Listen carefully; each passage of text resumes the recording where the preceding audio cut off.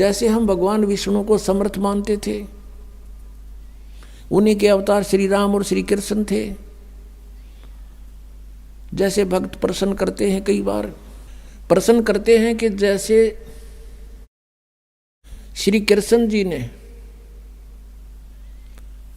मोरध्वज राजा के पुत्र ताम्रध्वज को आरे से चिराकर जीवित कर दिया था, तो वो समर्थ शक्ति मान लिए। इसी एक एग्जाम्पल था। परमात्मा कबीर जी ने कहा, धर्मदास जी ने यह प्रश्न किया था, तो परमेश्वर ने कहा कबीर देव जी ने धर्मदास जी से कि श्री कृष्ण जी ने अपना सगा भांजा क्यों नहीं जीवित किया अभिमन्यु, जब वो पहले दिन महाभारत के युद्ध में मारा गया था। उसका सगा भांजा था, सुभद्रा का पुत्र था। श्री कृष्ण जीवित नहीं कर सका, जिसकी आवश्यकता थी जीवित करने की, और वहाँ जा पंगा लिया, मोरध्वज का बेटा कटवा के जीवित कर दिया।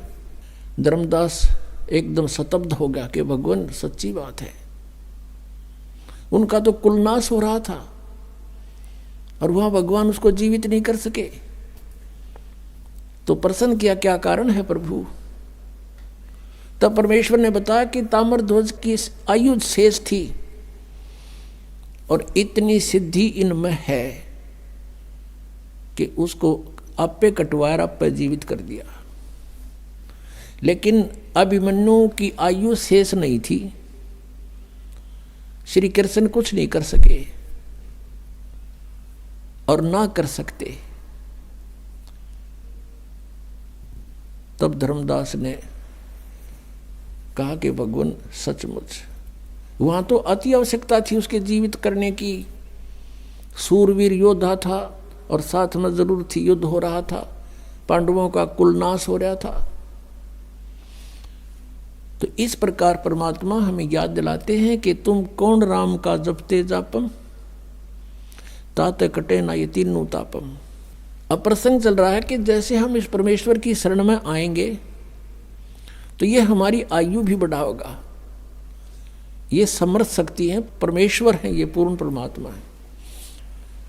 अब वेद गवाही देते हैं कि भगवान उम्र बढ़ा देता है, लेकिन वो है कौन परमात्मा? वो पूर्ण ब्रह्म है, कबीर देव है।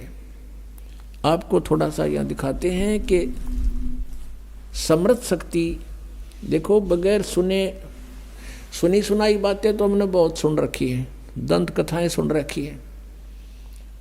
जब तक आप आंखों नहीं देख लोगे प्रमाणों को, आपको विश्वास नहीं हो सकता। क्योंकि हमने वेदों की आड़ में जो भी वक्ता होते थे, पुराणों का, वेदों का और गीता जी का रेफरेंस देकर सत्संग किया करते थे। और हम ये सोचा करते थे कि संस्कृत के विद्वान हैं, संस्कृत साथ बोल रहे हैं, इन्होंने सदग्रंथों को सही जाना होगा। और ये कहा करते थे कि जो प्रारब्ध है वो तो भोगना ही पड़ेगा, जिसकी आयु जहां समाप्त होगी वो तो होगी ही होगी, इसका कोई विकल्प नहीं। और परमात्मा की महिमा गुणों में लिखा है कि परमात्मा हमारी आयु बढ़ा सकता है, हमारे जीवन में आने वाले संकटों का नाश कर सकता है। वो कर कैसे सकता है? जो उसकी साधना सत्य हो, शास्त्र अनुकूल हो, तब उनको सब राहत मिलती है। परमात्मा हमारी आयु भी बढ़ा सकते हैं, आपको वेदों में दिखाते हैं। क्योंकि शिक्षा का हमें एक लाभ है तो यही है कि हम सदग्रंथों को स्वयं समझ सकते हैं। और जब तक हम नहीं समझेंगे, कोई भी हमें बंडा दे, कुछ भी कह दे, हम उससे की मान लेंगे। जिस कारण से आज तक हम यह भटक रहे हैं, अरे नकली संतों के पीछे लटक रहे हैं। ये देखिएगा, ये है ऋग्वेद, आपको दिखाते हैं ये कहाँ से प्रकाशित है। सर्वदेशिक आर्य प्रतिनिधि सभा, महर्षि दानंद भवन, रामलीला मैदान, नई दिल्ली से। उनके फोन और फैक्स नंबर ये है। ये मुद्रक है Prince Offset Printers 1510 Pataudi House Daryaganj New Delhi से। ऋग्वेद मंडल नंबर 10 सूक्त 161 161 और मंत्र नंबर 2 में, यदि रोगी नष्ट जीवन शक्ति वाला हो, यानी जिसका जीवन नष्ट होने वाला हो गया है, यदि अथवा सीमा से परे चला गया है, यदि मृत्यु के समीप पहुंच गया ही है, तो भी उस रोगी को, ये देखिए ना, दयानंद के भक्ता ने मैं वैद लिख दिया यहाँ पर, क्योंकि दयानंद ये मानता था भगवान कुछ नहीं कर सकता, ना रोग काट सकता, ना उम्र बढ़ा सकता, इसलिए यहाँ लिख दिया मैं वैद। कष्टप्रद रोग के पंजे से छुड़वा लाता हूँ और 100 सर्द ऋतुओं तक जीने, यानी 100 वर्ष तक के लिए इसको बलयुक्त करता हूँ। अब यहाँ जो इन्होंने जानबूझ कर बकवाद करी, इस मूल पाठ में इसमें वेद का जिक्र नहीं, क्योंकि वेद कोई मेडिसिन की बुक नहीं, ये भगवान की जानकारी महिमा है इसके अंदर। अब यहाँ तो ये न लिख दिया, फिर परमात्मा कहते हैं चोर चोरावे तुंबड़ी, वो गाड्डे पानी में, वो गाड्डे हुआ ऊपर आओ ना, सच्चाई छानी ना है। लेकिन कहीं ना कहीं परमात्मा ने इनकी आंखें बंद कर ही दी, जहाँ इन्होंने सच्चाई लिख दी, ना चाहते हुए भी लिख दी। भगवान ने लिखवा दिए तो क्या लिखे थे ये देखना। ऋग्वेद मंडल नंबर 9 सूक्त 80 और मंत्र नंबर इसका भी 2। हे परमात्मन, आप उपासकों की आयु के बढ़ाने वाले हैं। या भूल गए वैद लिखना। देखा परमात्मा के चोर चुरावे तुमड़ी गाड्डा पानी में, वो गाड्डा हुआ ऊपर आओ ना, सच्चाई छनी ना। और दिखाता हूँ इन्हीं के अनुवाद में, ये देखिएगा। एक और दिखाते हैं इन्हीं परमात्मा। देखो ये दास अगर आपको अनुवाद करके या बताओ वैसे तो नहीं जच्चे, क्योंकि ये आपका तो यकीन हो जा, पर ये होड़ ना दें, ये कहकर आपको भ्रमित कर देते कि रामपाल को संस्कृत ना आती, ये वेदों के अनुवाद करेगा। और यही हमारे भगवान कबीर साहब के बारे में इन्हें टांग अड़ाई थी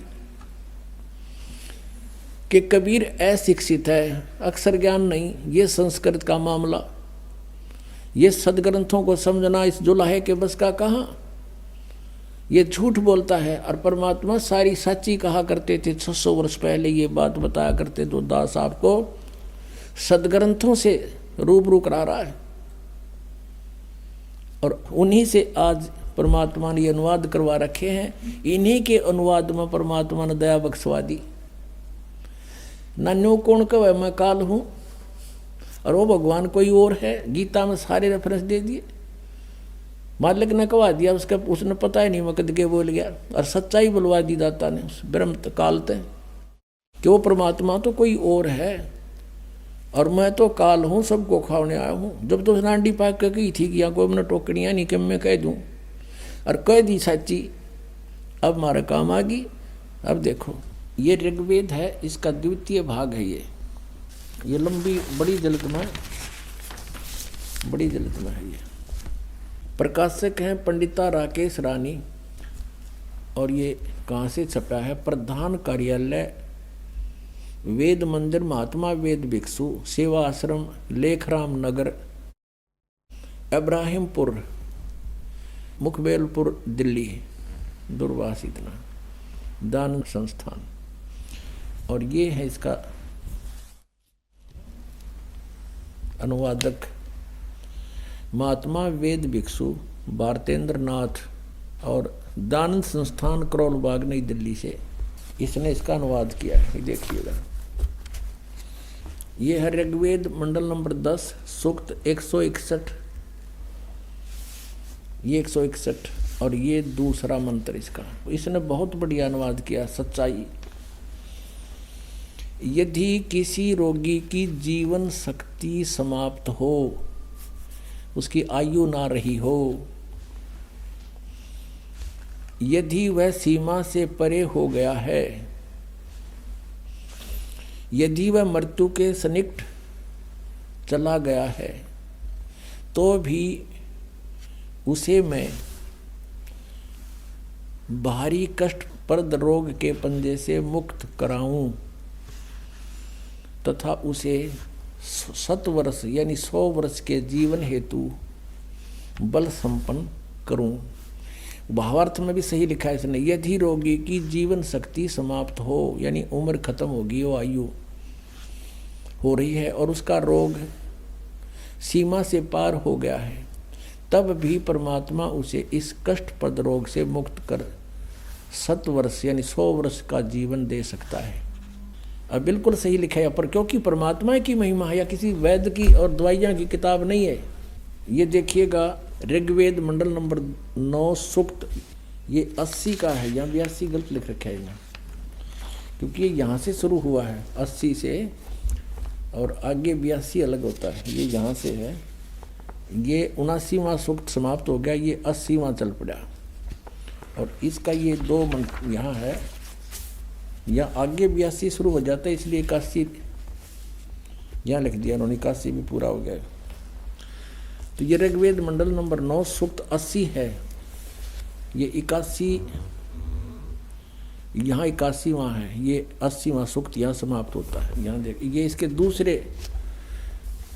दूसरे मंत्र में ऋग्वेद मंडल नंबर 9 सूक्त 80 समझो 80। हे परमात्मन, आप उपासकों की आयु के बढ़ाने वाले हैं, जो कि तो बिल्कुल सही किया इसने। अपने आत्माओं, हमने उस परमात्मा की शरण ग्रहण करनी है जिसके गुण वेद गावें। परमेश्वर स्वयं कहते हैं, वेद मेरा भेद है, मैं ना वेदन के माही, और जौन वेद से मैं मिलूं ये वेद जानते ना ही। संत रामपाल जी महाराज के मंगल प्रवचन सुनने के लिए आज ही प्ले स्टोर से डाउनलोड करें संत रामपाल जी महाराज ऐप और सब्सक्राइब करें हमारा YouTube चैनल संत रामपाल जी महाराज।